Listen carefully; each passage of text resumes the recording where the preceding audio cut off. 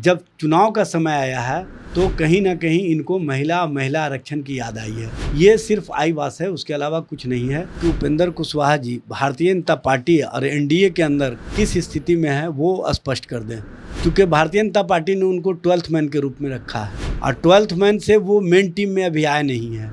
और इस तरह की बातें करने वाले उपेंद्र कुशवाहा जी राजनीतिक रूप से हाशिए पर पहुंच चुके हैं।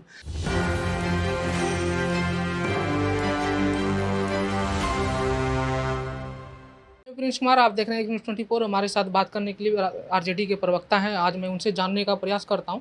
आज जो महिला बिल पारित हुआ है और 33% आरक्षण मिला है, इस पे सर आप क्या कहेंगे? अभी बिल पारित नहीं हुआ है, बिल प्रस्तुत किया गया है और देखिए स्पष्ट है कि भारतीय जनता पार्टी जिस तरह से महिलाओं पर अत्याचार की घटनाएं हुई, महिलाओं के साथ यौनाचार की घटनाएं हुई, महिला खिलाड़ियों के साथ जिस तरह से यौनाचार की घटनाओं में संलिप्त अपने सांसद को बचाने के लिए हर तरह की पहल की, यह स्पष्ट रूप से महिला के प्रति इनकी क्या सोच है ये स्पष्ट रूप से दिखा। महिलाओं के सम्मान के प्रति इनका कोई सोच नहीं है, महिलाओं के लिए इनका कोई सोच नहीं है और जिस तरह की राजनीति भारतीय जनता पार्टी करती है वो राजनीति का पोल खुल चुका है।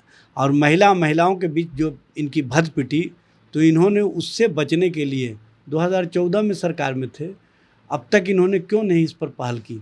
जब चुनाव का समय आया है तो कहीं ना कहीं इनको महिला आरक्षण की याद आई है। ये सिर्फ आई बात है, उसके अलावा कुछ नहीं है। भारतीय जनता पार्टी स्पष्ट करे कि क्या वो महिलाओं के आरक्षण के संबंध में जो अनुसूचित जाति की महिलाएं हैं, जो अति पिछड़ा वर्ग की महिलाएं हैं, जो गांव में रहने वाली महिलाएं हैं, जो उपेक्षित और कहीं ना कहीं लोगों के सम्मान भाव से कमी दिखती है, उन लोगों के प्रति कोई सोच रखती है कि नहीं रखती है? अगर सोच रखती है तो आरक्षण के अंदर आरक्षण की व्यवस्था इनके पास जो सोच के साथ ये आरक्षण बिल लाए हैं तो उसमें वो व्यवस्था है कि नहीं है, ये स्पष्ट करें। और सबसे बड़ी बात यह है कि भारतीय जनता पार्टी को ये याद रखना चाहिए कि अगर बड़े वर्ग की समूह की महिलाएं जो कहीं ना कहीं अनुसूचित जाति, अनुसूचित जनजाति, अति पिछड़ा वर्ग से आती हैं, उनको छोड़ करके ये आरक्षण कानून लाने का काम कर रहे हैं, तो इससे उन वर्गों की महिलाओं का क्या होगा? उन वर्गों की महिलाओं को कौन मान सम्मान देगा? ये भी स्पष्ट कर दें। चूँकि हमारे नेता लालू प्रसाद जी का स्पष्ट सोच रहा है कि जब तक आरक्षण के अंदर आरक्षण की व्यवस्था नहीं होगी, इन महिलाओं के साथ सम्मान का भाव, जो सामाजिक न्याय की सोच है, सामाजिक न्याय की जो अवधारणा है, उसको सरजमीन पर नहीं उतारा जा सकता है। सर, आपने कहा कि भाजपा की सरकार है। वाजपेयी की सरकार जिस समय थी 1999, 2002, 2003, 4 में भी लागू करने की बात कही गई थी। फिर कांग्रेस की सरकार आई 2010 में, जो है पारित भी कर दिया गया था राज्यसभा में। उसके बाद हंगामे के बाद उसको निरस्त कर दिया गया था। अब जो पास हुआ 27 साल बाद जो ये विधेयक पास हुआ है, महिला बिल, तो क्या लगता है कि ये महिलाओं के लिए कितनी बड़ी सौगात 2024 का लोकसभा भी है, तो किस तरीके से आप देख रहे हैं? सबसे बड़ी बात यह है कि अभी महिला बिल प्रस्तुत किया गया, पास नहीं किया गया है। ये कैबिनेट से उन्होंने पास किया है। और जो 2010 की आप बात बोल रहे हैं, तो उस समय भी हम लोगों ने वही बात रखा था। मनमोहन सिंह जी के साथ सरकार में हम लोग शामिल थे। हम लोगों ने कहा था स्पष्ट रूप से कि जो आरक्षण के अंदर आरक्षण की व्यवस्था महिला आरक्षण के संबंध में होनी चाहिए, वो दिखनी चाहिए। और इसके लिए हम लोगों ने स्पष्ट मत रखा था, स्पष्ट विचार रखा था।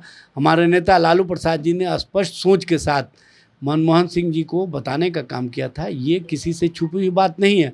और आज भी हमारा वही स्टैंड है कि चूँकि महिलाएं भी जाति व्यवस्था से बंधी हुई हैं और इनके लिए भी जो उपेक्षा का भाव अन्य वर्गों के साथ होते रहा है, इनके लिए भी उसी उपेक्षा के भाव से इनको देखा जाता है। इसलिए इनकी उपेक्षा को समाप्त करने के लिए आरक्षण के अंदर आरक्षण की व्यवस्था होनी चाहिए, तभी जाकर के हम सार्थक रूप से इन महिलाओं को मान सम्मान दे सकते हैं।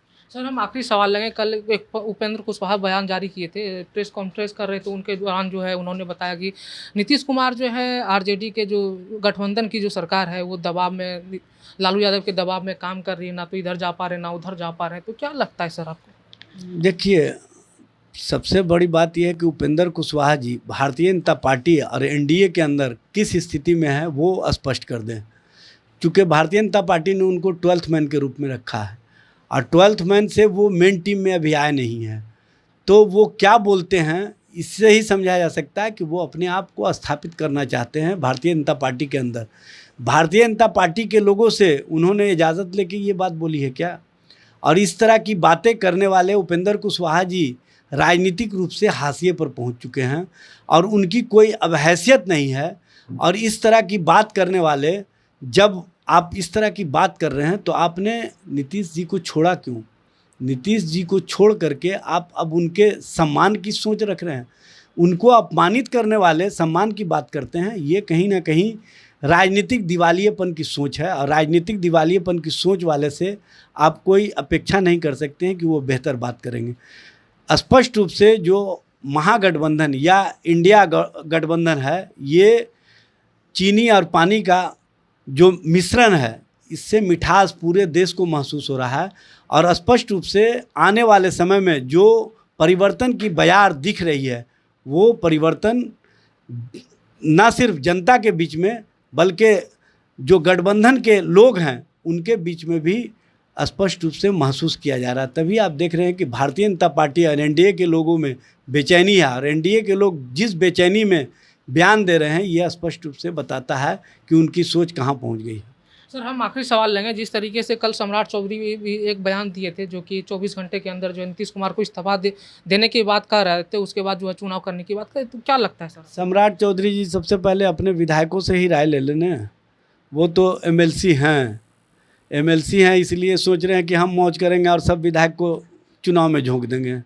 सबसे पहले वो अपने पार्टी के अंदर इस पर रायशुमारी करवा लेने, उनको समझ में आ जाएगा। उनका राजनीतिक हैसियत सारे विधायक उनको खड़ा कर देंगे। वो प्रदेश अध्यक्ष जिस तरह से रह करके बयानबाजी करते हैं, वो बयानवीर हैं। अब बयानवीरों का बयान का कोई मतलब नहीं होता है। वो अपने कर्तव्यों के प्रति और कर्तव्यों के निर्वहन के प्रति कभी भी सचेत नहीं रहते हैं, जिस कारण इस तरह का बयान देते हैं।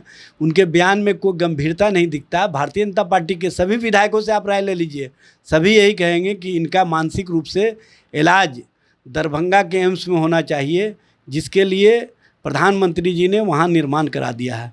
जब तक उनका दरभंगा एम्स में इलाज नहीं होगा तब तक वो ठीक नहीं हो सकते। ये थे हमारे साथ आरजेडी के प्रवक्ता इजाज अहमद, जिनको आप सुन रहे थे। ऐसे ही तमाम खबरों के लिए हमारे साथ बने रहें। आप देखते रहें एक न्यूज़ 24। सहयोगी नंदन के साथ प्रिंस कुमार, पटना।